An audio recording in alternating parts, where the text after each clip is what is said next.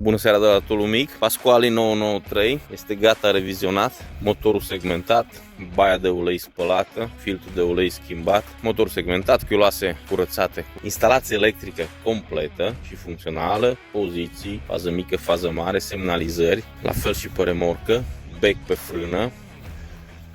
instalație electrică cu priză ca la remorcă la autoturism. Motorul este de 26 de cai, pornire electrică evident, vitezele ca la Pasquali, 3 game de viteze cu câte 3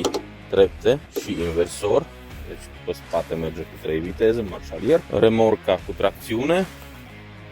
priză de forță cu 2 turații, avem freza, nu este aici, cuțitele noi, freza de 1,10 m, cea mai lată de la Pasquali,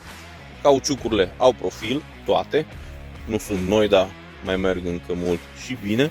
Tractorul are acte, remorca e cea mai lungă, 2,50 m, tabla pe aia este schimbată, striată, cu freză și 2 rari, un soi de pluguri mici, nu sunt pluguri pentru arat, 6.000 de euro, transport oriunde în țară.